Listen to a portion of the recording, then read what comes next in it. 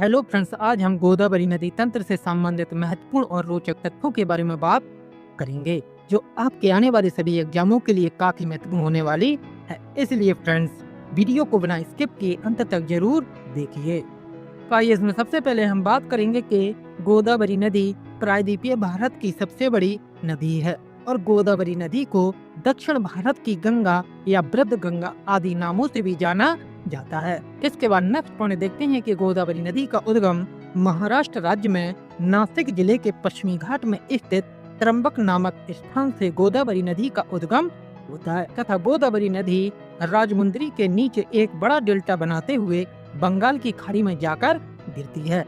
गोदावरी नदी का बेसिन लगभग 3,12,812 वर्ग किलोमीटर में फैला हुआ है तथा यह पश्चिम से पूर्व दिशा की ओर प्रवाहित होने वाली एक नदी है। गोदावरी नदी का बेसिन मुख्य रूप से महाराष्ट्र, तेलंगाना, आंध्र प्रदेश, छत्तीसगढ़ और उड़ीसा आदि राज्यों में विस्तृत है।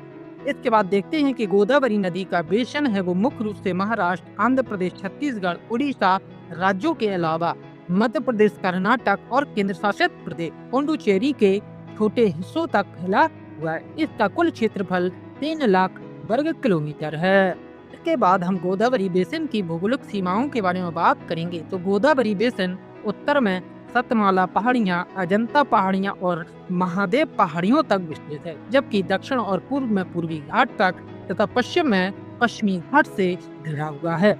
इसके बाद देखते हैं कि गोदावरी नदी की कुल लंबाई 1465 किलोमीटर है।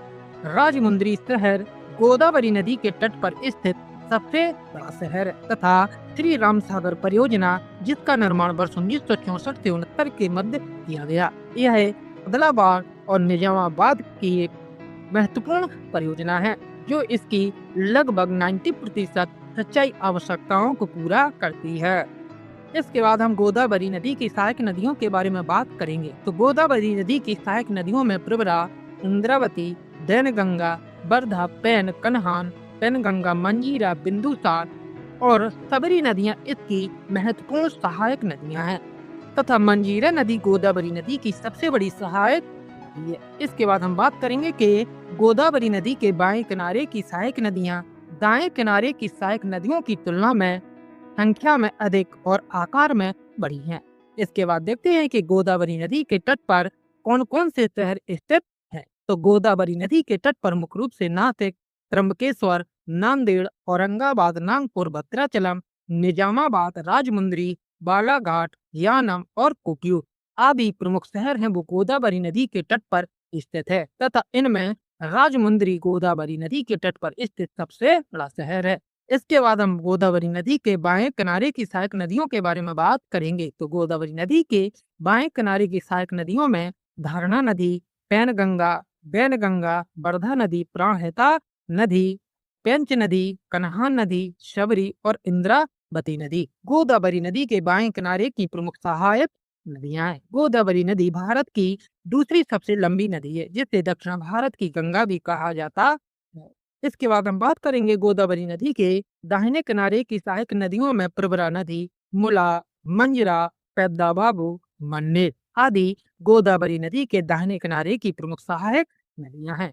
इसके बाद देखते हैं कि गोदावरी नदी राजमुंदरी के नीचे गोदावरी नदी खुद को 2 मुख्य धाराओं में विभाजित करती है। पूर्व में इसे गौतमी गोदावरी के नाम से जाना जाता है और पश्चिम में वशिष्ठ गोदावरी और बंगाल की खाड़ी में गिरने से पहले गोदावरी नदी एक बहुत बड़े डेल्टे का निर्माण करती है।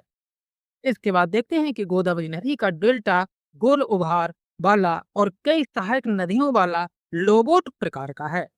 यदि फ्रेंड्स आपको वीडियो अच्छा लगा हो तो जल्दी से एक लाइक और कमेंट देकर जरूर बताएं तथा ऐसे ही वीडियो प्राप्त करने के लिए जल्दी से चैनल को सब्सक्राइब करें। धन्यवाद।